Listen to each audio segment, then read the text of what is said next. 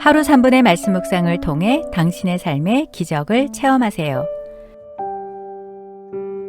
믿음의 사대를 세우는 성경 암송 72구절. 온전한 인격, 행실의 온전함. 빌립보서 2장 13절에서 14절. 너희 안에서 행하시는 이는 하나님이시니 자기의 기쁘신 뜻을 위하여 너희에게 소원을 두고 행하게 하시나니 모든 일을 원망과 시비가 없이 하라.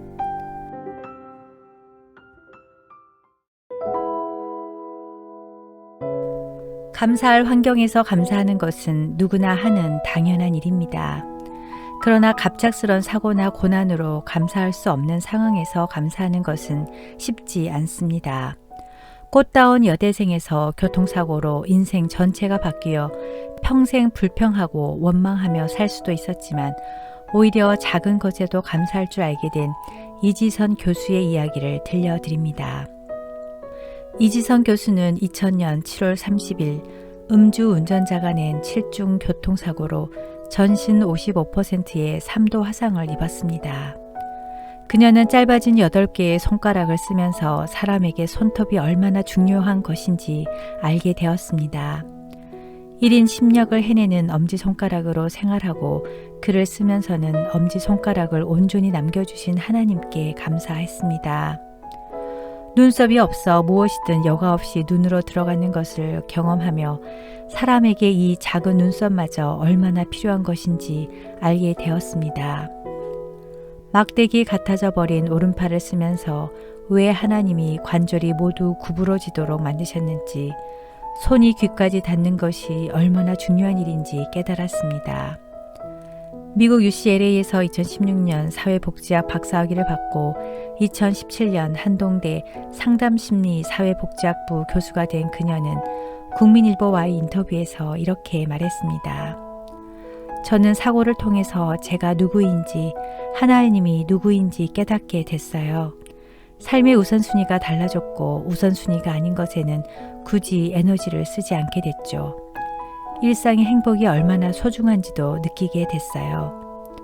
사고 후 초반에는 제가 할 수 있는 게 아무것도 없었어요. 숨 쉬는 것 자체가 은혜이고 기적이라는 걸 알게 됐죠. 감사함이 어둠의 터널을 버티게 해준 힘이었습니다. 기자가 사고 전으로 돌아갈 수 있다면 그렇게 하겠느냐고 묻자 그녀는 고개를 저으며 지금이 더 행복하다고 말했습니다. 사고 직후 이 질문을 받았다면 당연히 돌아간다고 했을 거예요. 사고 초반에 모든 것을 잃어버린 게 속상하고 안타까웠죠. 그런데 지나고 보니 얻은 게 훨씬 많아요. 사고 이전에는 하나님께 원망과 불평하며 하나님이 도움을 주셔야 한다는 식으로 기도했죠. 그게 완전히 바뀌었어요. 시간도 호흡도 내 것이라 생각했던 사소한 것들도 모두 제 것이 아니었습니다. 그걸 깨닫지 못했던 과거로 돌아가고 싶지 않아요. 이지선 교수는 청년들에게 이렇게 조언합니다. 하나님, 제가 왜 이런 일을 겪어야 하나요? 하나님의 뜻은 무엇인가요? 이런 질문의 답변은 금방 깨달을 수 있는 게 아니에요. 그 일에 시간과 에너지를 소진하다가 결국 하나님과 멀어지게 되죠. 그 순간 하나님이 우리에게 원하시는 건 하나님이 이 상황에서 내가 어떻게 하길 원하실까를 생각하는 것입니다. 하나님이 우리에게 힘든 시간을 주시는 이유를 우리는 다 알 수 없습니다. 아무리 좋은 집을 가지고 최고급 자동차와 명예와 건강을 가지고 있다 하더라도 예수 그리스도를 모시지 않고 사는 것이야말로 가장 불행한 사람입니다. 누구나 예외 없이 모든 사람은 죽으면 하나님 심판대 앞에 서는데 그때 내 이름이 생명책에 기록되어 있지 않다면 무섭고 고통스러운 지옥에서 영원히 비극적인 삶을 살아야 하기 때문입니다. 그런데 그 어떤 죄인이라도 주 예수 그리스도를 믿음으로 이 모든 죄에서 구원받을 수 있습니다. 지옥은 도둑질이나 살인 같은 범죄를 했거나 선하게 살지 않아서 가는 곳이 아닙니다. 예수 그리스도를 믿기를 거부했기 때문입니다. 미국에 갈 때는 미국 비자가 필요하고 로마에 가서는 로마법을 따라야 하듯이 하나님 나라에 들어가기 위해서는 하나님이 정하신 법을 따라야만 합니다. 하나님의 법은 누구든지 회개하고 예수님을 믿으면 멸망하지 않고 영생을 얻는 것입니다. 예수를 믿는 사람은 천국과 지옥을 가르는 심판을 받지 않습니다. 요한복음 3장 16절 하나님이 세상을 이처럼 사랑하사 독생자를 주셨으니 이는 저를 믿는 자마다 멸망치 않고 영생을 얻게 하려 하심이라. 지금은 주님께서 우리를 사랑하시고 긍휼히 여기시기에 예수님을 믿기만 하면 죄를 용서하시고 구원하시지만 최후의 심판 때에는 예수님을 믿지 않고 배척한 모든 사람들을 엄하게 심판하십니다. 그러나 이미 구원을 받았다고 대충 살아서는 안 됩니다. 이미 구원을 받은 사람에게는 두 번째 심판인 공적 심판이 있습니다. 예수님의 핏값으로 구원받은 자로서 부끄럽지 않게 살도록 매일매일 기도하고 성경을 읽고 말씀을 듣고 묵상하는 가운데 성령 충만함을 유지해야 합니다. 구태의연한 종교인으로 살지 않고 영적 타성에 빠지지 않으며 하나님이 기뻐하시는 삶을 살아야 합니다. 우리는 주님이 부르시는 그날까지 주님이 기뻐하는 삶을 살기 위해서 어떻게 살아야 할까요? 첫째, 언제 오실지 모를 주님을 위해 인내하며 열심히 준비해야 합니다. 마태복음 24장 44절 이러므로 너희도 준비하고 있으라. 생각하지 않은 때에 인자가 오리라. 여러분은 만일 오늘 저녁 주님이 오신다면 주님을 맞으실 준비가 되셨나요? 둘째, 이 세상을 살아가다가 억울하고 힘든 일이 있어도 절망하지 말고 근신하며 기도해야 합니다. 하나님 보좌 우편에 계신 우리 주님께서 구원받은 백성들의 기도를 들으시고 하나님의 때에 응답하여 주십니다.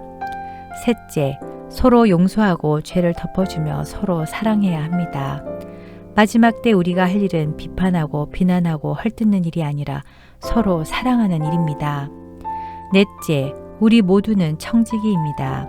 하나님 나라 확장을 위해 교회를 잘 섬기고 연약한 지체들을 잘 돌보아야 합니다. 다섯째, 모든 일을 원망과 시비 없이 해야 합니다. 원망은 모든 것에 감사하지 못하고 불평하는 자세입니다. 시비란 마음에 못마땅하여 비판을 제기하고 논쟁하려는 자세입니다. 우리가 매일 믿음의 삶을 살아가기 위해서 가장 흠이 없도록 노력해야 할 부분이 바로 입술입니다. 입술에 원망이 있으면 성령께서 역사하실 수 없습니다. 원망은 습관이며 책임 회피입니다.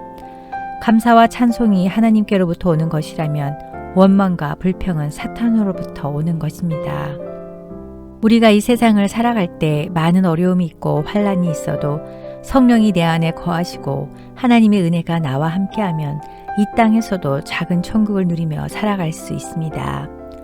그리스도인들은 날마다 우리의 마음을 청소하고 새롭게 무장해야 합니다. 불평이 자꾸 나올 때는 기도가 부족하고 은혜가 떨어져서 마귀가 나를 시험하는구나 하고 빨리 회개하고 정상을 되찾아야 합니다. 우리 모두 주님이 부르시는 그날까지 열심히 일하고 서로 사랑하고 섬기며 하나님이 기뻐하시는 삶을 살길 기도합니다.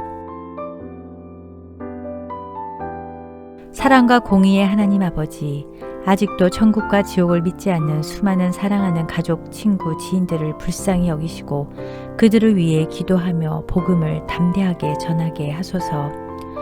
그들의 강팍한 마음을 활짝 열어 하나님의 경고를 듣고 복음을 진리로 받아들이게 하소서. 매일 기도와 묵상과 찬양으로 하나님의 뜻을 구하고 주님의 피값으로 구원받은 자답게 하나님이 기뻐하는 삶을 살도록 붙잡아 주소서.